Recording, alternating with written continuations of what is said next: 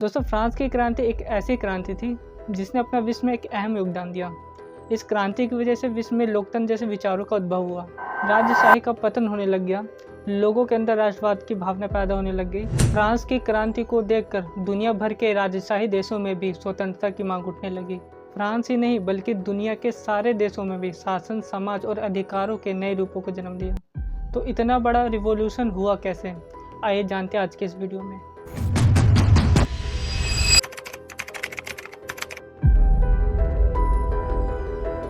तो समय था 1774 का, जब बुर्बो राजवंश के लुई 16वां फ्रांस की राजगद्दी पर आसीन हुआ था।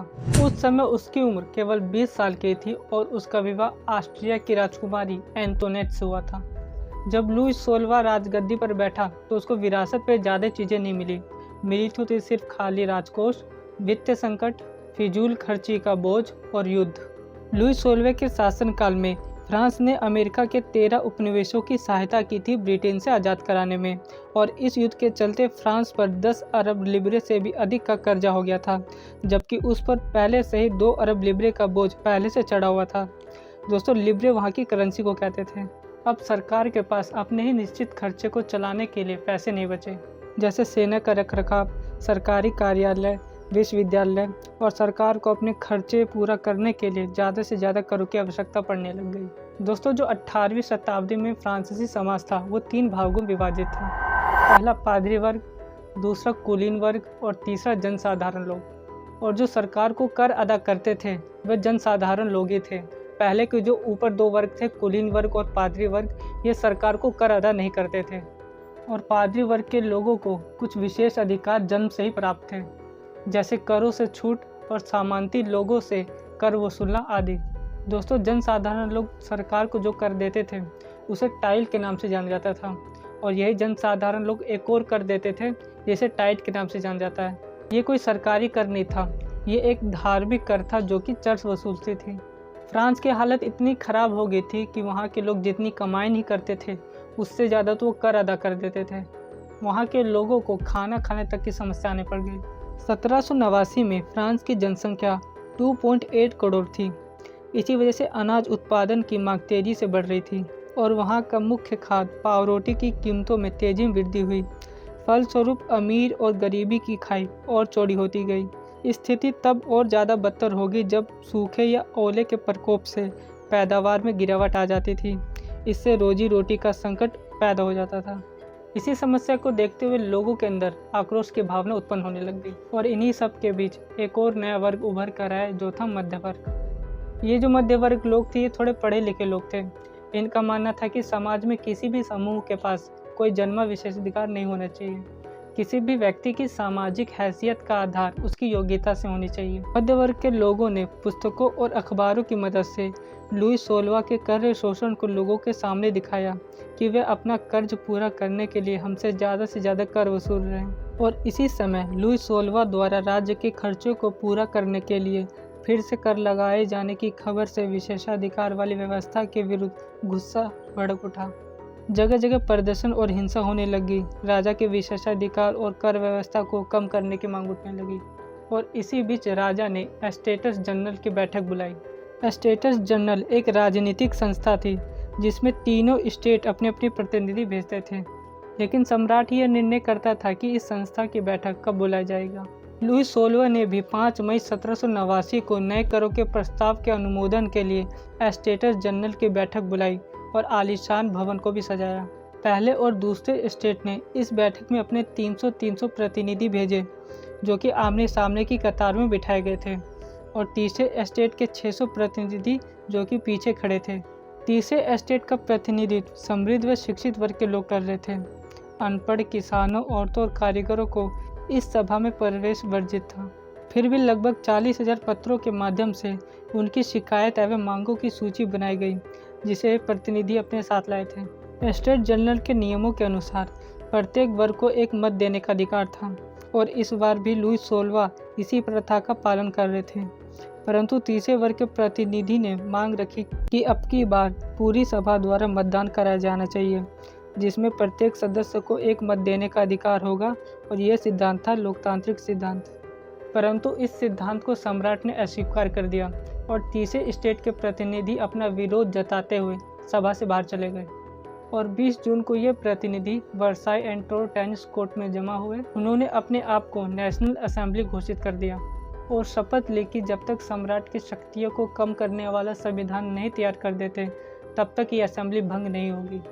कड़ाके की ठंड के कारण फसल मारी गई थी और पाव रोटी की कीमतें आसमान छू थी। मालिक जमाखोरी से फायदा उठाते देख गुस्साई औरतों की भीड़ ने दुकान पर धावा बोल दिया और 14 जुलाई को बास्तील पर धावा बोलकर उसे नेस्ते नाबूद कर दिया।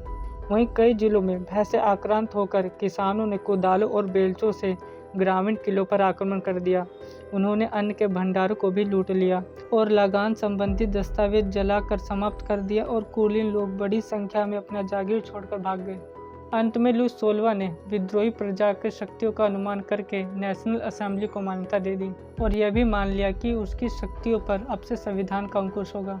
4 अगस्त 1789 की रात को असेंबली ने विशेषाधिकार को समाप्त कर दिया, धार्मिक कर को भी समाप्त कर दिया और चर्च की भूमि जब्त कर ली। फिर नेशनल असेंबली ने 1791 में संविधान का प्रारूप तैयार कर लिया और सम्राट की शक्तियों को भी सीमित कर दिया। नेशनल असेंबली ने विभिन्न संस्थाओं का निर्माण किया, जैसे विधायिका, कार्यपालिका, न्यायपालिका जैसे संस्थाओं को शक्तियां सौंप दी और इस प्रकार फ्रांस में संवैधानिक राजतंत्र की नींव पड़ गई। अब दोस्तों देखते हैं फ्रांस में क्रांति होने के बाद क्या हुआ। कानून बनाने का अधिकार नेशनल असेंबली को सौंप दिया गया। नेशनल असेंबली अब प्रत्यक्ष रूप से चुनी गई। सभी नागरिक को मतदान का अधिकार नहीं था। 25 वर्ष से अधिक उम्र वाले केवल ऐसे पुरुष को ही सक्रिय नागरिक का दर्जा दिया गया था जो कम से कम 3 दिन की मजदूरी के बराबर कर चुकाते थे। शेष पुरुषों और महिलाओं को निष्क्रिय नागरिक के रूप में वर्गीकृत किया गया। निर्वाचन की योग्यता प्राप्त करने में असेंबली का सदस्य होने के लिए लोगों को करदाताओं की उच्चतम श्रेणी में होना जरूरी था।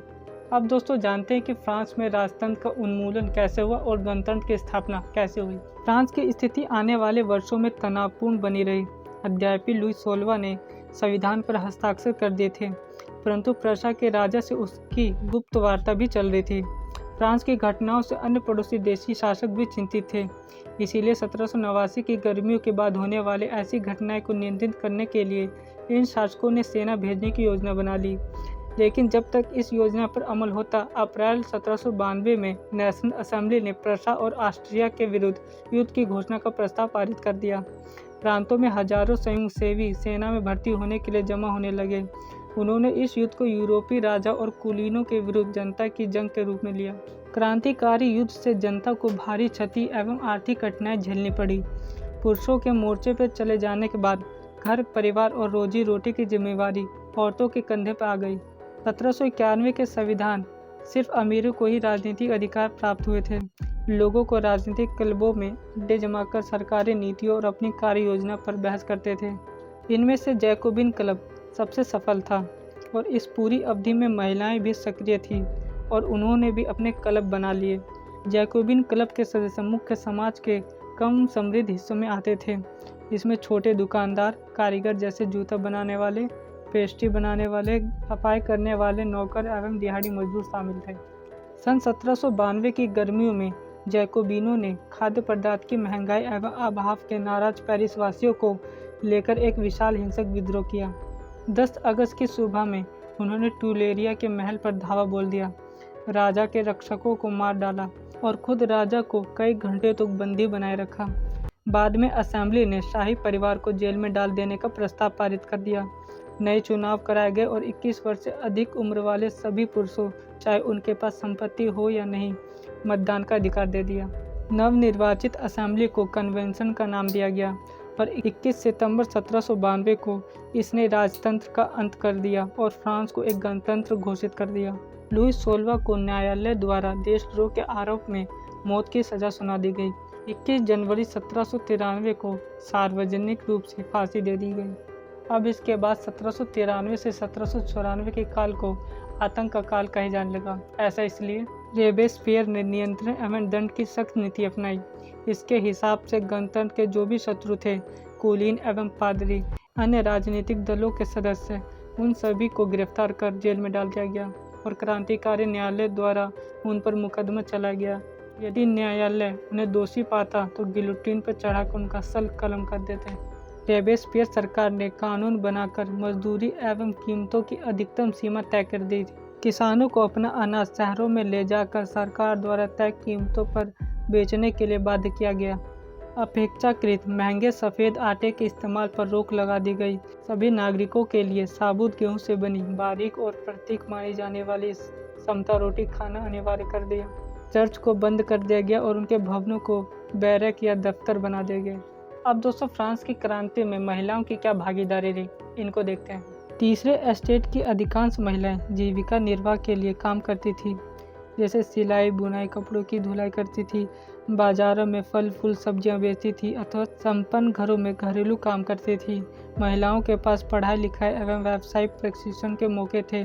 केवल कुलीनों की लड़कियां अथवा तीसरे स्टेट के धनी परिवार की लड़कियां ही कॉन्वेंट में पढ़ती थी। इसके बाद उनकी शादी कर दी जाती थी और कामकाजी महिलाओं को अपने परिवार का पालन पोषण करना पड़ता था, जैसे खाना पकाना, पानी लाना, लाइन लगाकर पाव रोटी लाना और बच्चों को देखरेख आदि। महिलाओं ने अपने हितों की हिमायत करने के लिए, उन पर चर्चा करने के लिए खुद के राजनीतिक क्लब शुरू किए गए, अखबार निकाले गए। विभिन्न नगरों में महिलाओं के लगभग 60 क्लब अस्तित्व में आ गए। Society of revolution and Republic women सबसे मशहूर क्लब था। उनकी एक प्रमुख मांग यह थी कि महिलाओं को पुरुषों के समान राजनीतिक अधिकार प्राप्त होने चाहिए। महिलाएं इस बात से निराश हुई थी कि 1791 के संविधान में उन्हें निष्क्रिय का दर्जा दिया गया।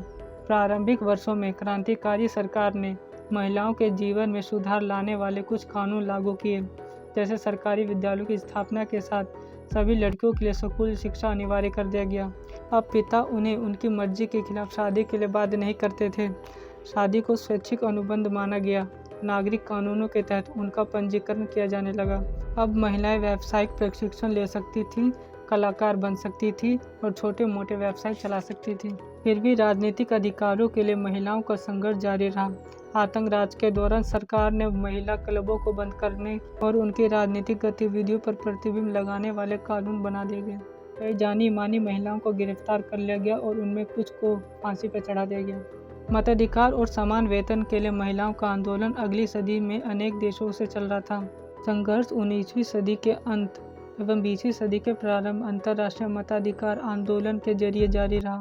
क्रांतिकारी आंदोलन के दौरान फ्रांसीसी महिलाओं की राजनीतिक प्रेरक समृद्धि के रूप में जिंदा रखा। अंत सन 1946 में फ्रांस की महिलाओं को मताधिकार का हासिल हो गया।